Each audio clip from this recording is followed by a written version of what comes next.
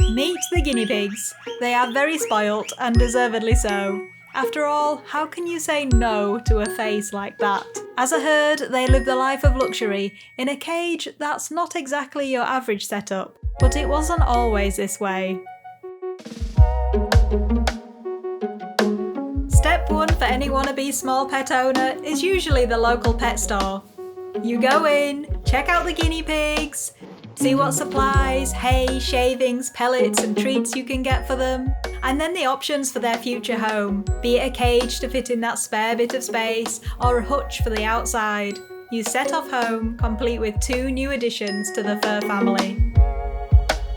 It was 15 years ago when these guys started it all. They were meant to be girls actually, but it wasn't long before Monica and Phoebe became known as Ross and Joey.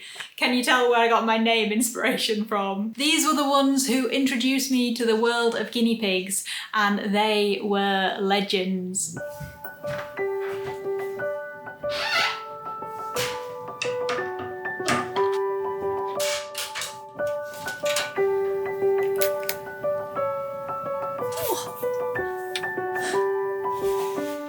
It's in here somewhere. And the old Christmas tree out of the way. Here. Old houses. And there you go. And just next to it is another cage, this cage base, which is, as you can see, a little bit bigger, but not that much bigger. Don't do this at home, kids.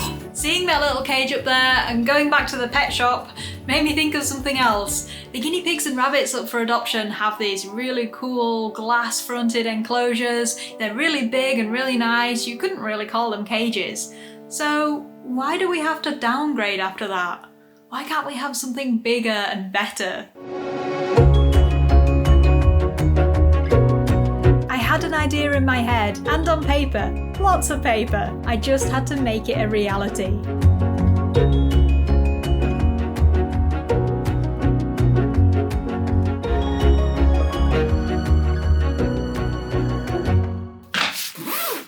Here goes.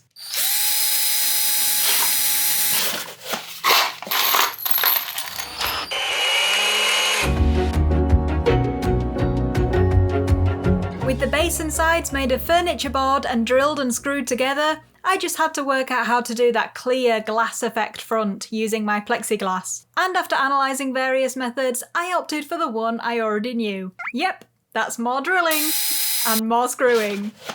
And with only one minor mishap, the front was on.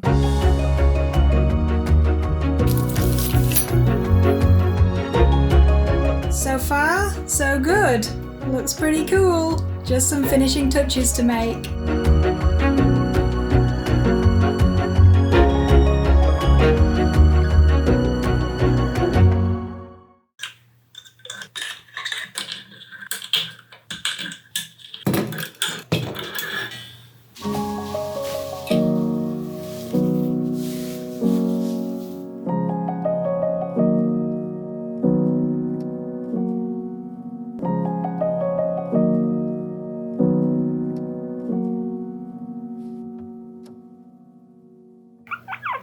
The freshly cleaned cage awaits, and the guinea pigs can barely contain their excitement.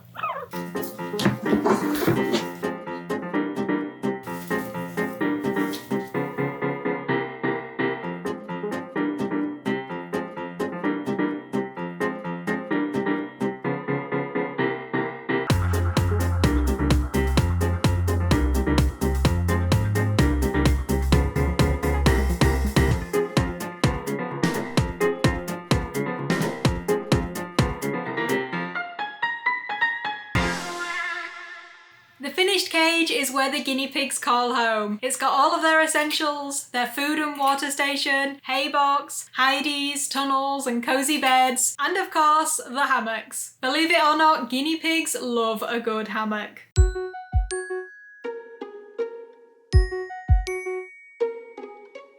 And if there's one thing I had to say about this project, It's that it was easier and far cheaper than I thought it was going to be. There's nothing super fancy about the design either, but I know that I'll never want to go back to those pet shop cages. As far as I'm concerned, they can stay up there in the attic. Let's be honest about one thing though. The guinea pigs have pretty much taken up a whole room in my house, but it's one of my favourite rooms. When I come in here, I leave stress and pressure behind.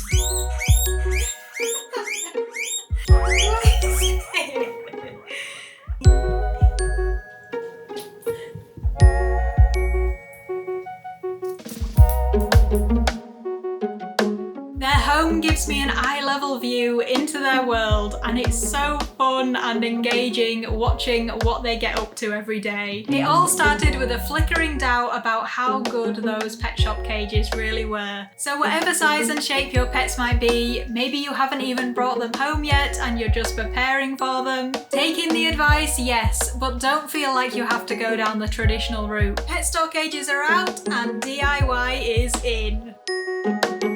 If you enjoyed this video and want to get to know the guinea pigs better, then head over to the channel where you can find all things piggy care, including vlogs and informative videos about how to be an awesome guinea pig owner. We'll see you there. Bye bye!